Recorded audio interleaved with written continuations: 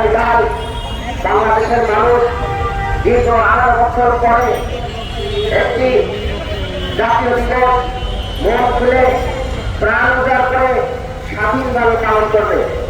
আপনারা লক্ষ্য করেছেন দীর্ঘ 18 বছর এই বাংলাদেশের মানুষের উপরে বেশিরভাগের সেই কালো থাবা এমন ভাবে চেপে বসেছিল, মানুষের কথা বলার অধিকার ছিল না, মানুষের ভোটের অধিকার ছিল না, মানুষের স্বাধীনভাবে সভা সমাবেশের অধিকার ছিল না, মানুষের কোনো নিরাপত্তা ছিল না।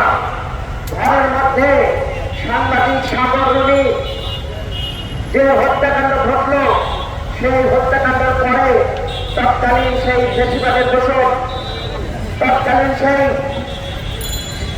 প্রধানমন্ত্রী তিনি বলেছিলেন কারো বেডরুমের নিরাপত্তা দেওয়ার আমার সময় নেই। সবাই ভাই এবং বন্ধুগণ, যিনি সুরক্ষিত জায়গায় যে নিরাপত্তা দিতে পারবেন না, তিনি কেমন করে এই বাংলাদেশের 55,000 এই বর্গ মাইলের মানুষের নিরাপত্তা দিবেন? তার তো কোনো সমস্যা ছিল না। তার ছেলের, মেয়ের, নাতিপুতি এরকম সকলের জন্য তিনি নিরাপত্তা বিধানের আইন করেছিলেন।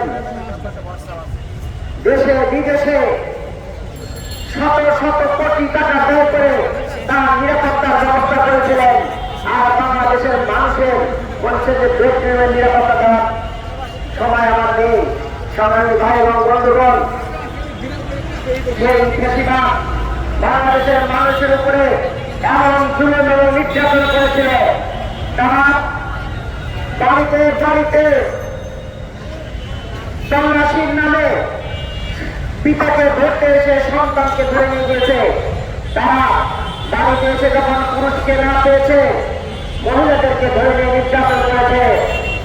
আপনারা দেখেছেন গত 18 সালের নির্বাচনের পরে ধানের শীষে ভোট দেওয়ার কারণে নোয়াখালীতে একটি পরিবারের উপরে একটি নির্যাতন নেমে এসেছিল, গণধর্ষণের শিকার হয়েছিল শুধুমাত্র নৌকায় ভোট না দিয়ে ধানের শীষে ভোট দেওয়ার কারণে। সবাই ভাই এবং বন্ধুগণ, এইভাবে মানুষকে ধরে নিয়ে আয়না ঘরে বন্দী করে রেখেছিল। কত মানুষকে এইভাবে নিয়ে গিয়েছে তার হদিস নেই। আপনারা জানেন আমাদের নেতা ইলিয়াস আলীকে খুন করা হয়েছে, আজও তার কোনো হদিস আমরা পাইনি।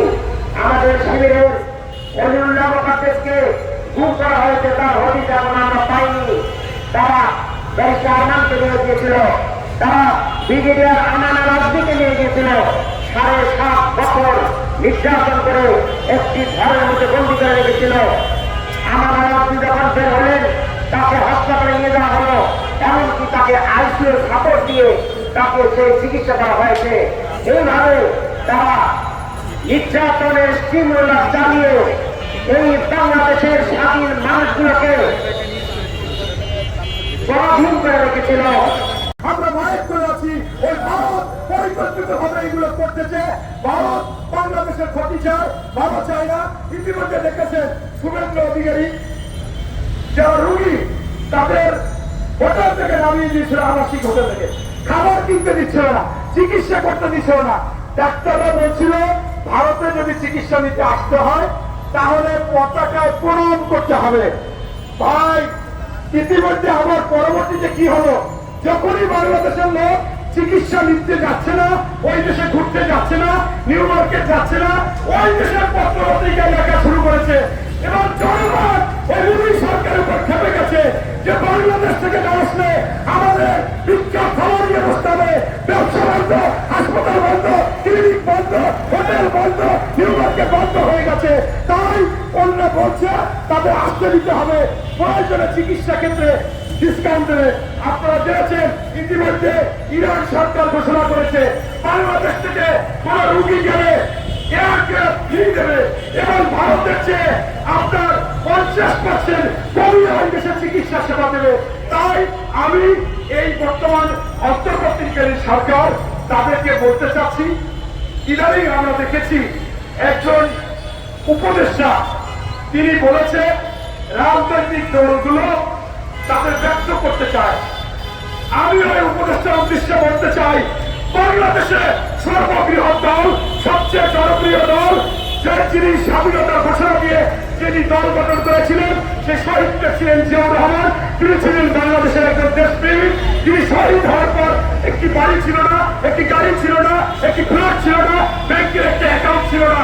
তাই তার কোনো দল এই বিএনপি আমাদের ভারপ্রাপ্ত চেয়ারম্যান মহোদয় তারেক রহমান সাহেব বারবার টেকনাফ থেকে তেতুলিয়া, রূপসা থেকে পাথুরিয়া আমাদের সাথে স্কাইপিতে প্রতিদিন 4-5টা মিটিং করে সেখানে বলেছে এই অন্তর্বর্তীকালীন সরকারকে কোনোভাবে ব্যর্থ হতে দেওয়া যাবে না।